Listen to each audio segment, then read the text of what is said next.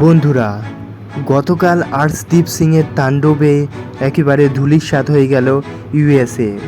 আর্শদীপের পাশাপাশি গতকাল সূর্যকুমার যাদবও তার সেই পুরনো ছন্দে দেখা গেল এবং একটা দুর্দান্ত অর্ধশত রান করে ভারতকে 1 নম্বরে পৌঁছে দিল এবং সুপার 8-এর জন্য কোয়ালিফাইও করে গেল গতকালের ম্যাচটিতে।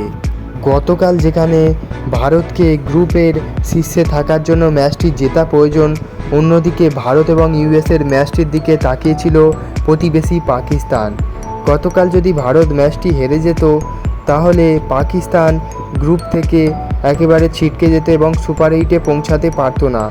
তবে গতকাল ভারত জেতায় ভারতের থেকে পাকিস্তানের ফ্যানরা বেশি খুশি আছে। আর প্রেস কনফারেন্সে রোহিত শর্মাকে পাকিস্তানের কথা বললে রোহিত শর্মা একটি আশ্চর্যজনক উত্তর দেন।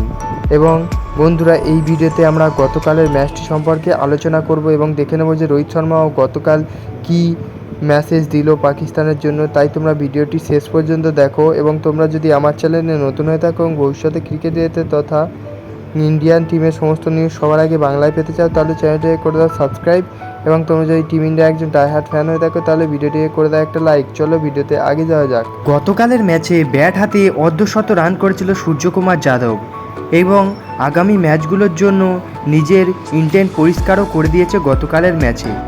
গতকালের হাই ভোল্টেজ ম্যাচটিতে প্রথমে টস জিতেছিল রোহিত শর্মা এবং ফিল্ডিংয়ের সিদ্ধান্ত নিয়েছিল। এরপর ব্যাটিং করতে নেমে শুরুতেই উইকেট হারিয়েছিল ইউএসের ব্যাটসম্যানরা। গতকাল দুর্দান্ত ছন্দে ছিল আর্শদীপ সিং। শুরুর ওভারের প্রথম বলেই উইকেট পেয়ে গিয়েছিল আর্শদীপ। এরপর কঠিন পিচে ইউএসের হয়ে নীতিশ কুমার 23 বলে 27 রানের একটি লড়াকু ইনিংস খেলেন এবং তার পাশাপাশি ওপেনার স্টিভেন টেলর 30 বলে 24 রান বানানোর জন্যই শেষ পর্যন্ত আমেরিকা 110 রান লক্ষ্য রাখতে সক্ষম হয়েছিল ভারতের সামনে।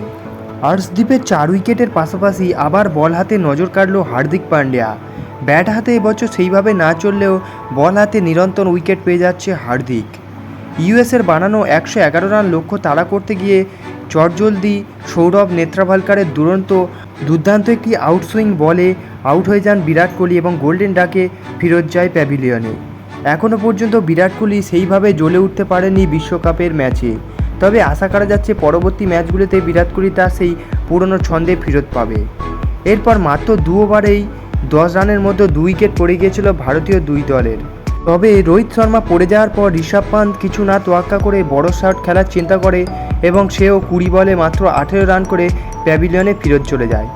এরপর স্বয়ংসিদ্ধভাবে জায়গায় ব্যাটিং করতে আসে সূর্যকুমার যাদব এবং শিবম দুবে দুজনেই।